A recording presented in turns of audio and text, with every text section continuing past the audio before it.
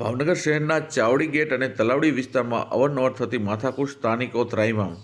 તાજેતરમાં શહેરના ચાવડી ગેટ અને તલાવડી વિસ્તારના સાસવારે માથાકૂટના બનાવ બને છે અને અવારનવાર તત્વો દ્વારા શાંતિ ડોળવાનો પ્રયાસ હાથ ધરવામાં આવે છે.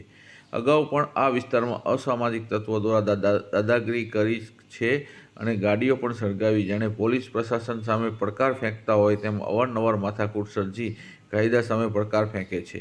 આજે પણ તલાવડી વિસ્તારમાં બે જૂથો વચ્ચે અથડામણ સર્જાઈ હતી, જેમાં ઇજાગ્રસ્તના સગા દ્વારા જણાવ્યા મુજબ અસામાજિક તત્વો નશાની હાલતમાં ઘરમાં ઘૂસી જઈ હુમલો કર્યો હતો, જેમાં આશરે 4 થી 5 લોકો ગંભીર ઇજાગ્રસ્ત થયા હતા. ઘટનાની જાણ થતાં પોલીસ કાફલો ઘટના સ્થળે દોડી આવી કાયદેસરની કાર્યવાહી હાથ ધરી હતી.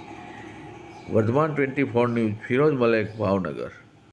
શું નામ બેન તમારું? ગીતાબેન વાલજીભાઈ સરવૈયા. શું ઘટના બની છે? ઘટના એ આ લોકો દારૂ પી પીને સામે આવ્યા બધા અને છોકરીઓ ઉતી ત્યાં ઘરમાં ગળી ગયા. ડેલીમાં પીધેલા હતા બધા અને આના ઘરમાં ચડી ગયા. છોકરા કૂતરું આવ્યું હતું ને એની વાહે વાહે ઈ ગરી ગયો હારો કૂતરાને મારવા હાટતું. કૂતરાને મેં કીધું કે ભાઈ મેં કીધું ઘરમાં આવવાનું ઘરમાં નથી એના આદમી વગરનું ઘર છે. સીધા આવીને ગુંડા ને એવું બોલવા માંડ્યા. અમારા છોકરાઓને એમાં છોકરા જાજા નતા, અમારા છોકરાઓને મારવા માંડ્યા. બધા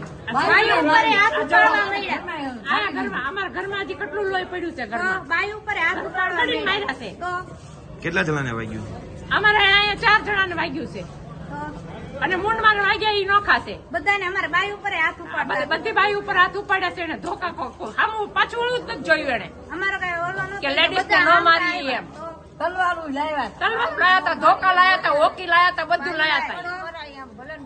એમની બાઈ મારા ઘરમાં એકલા રહેતા, કોઈના ઘરમાં કરાય? અમારા ઘરમાં કોઈ દી આવો બનાવ નથી બન્યો નહીં. અમારા ઘરમાં અહીંયા આવીને મારી જાય. તમે આ અંગે પોલીસને જાણ કરી? હા, મીડિયા વાળા જાણકાર જોઈ ગયા બધા. પોલીસની ગાડી આવી છે.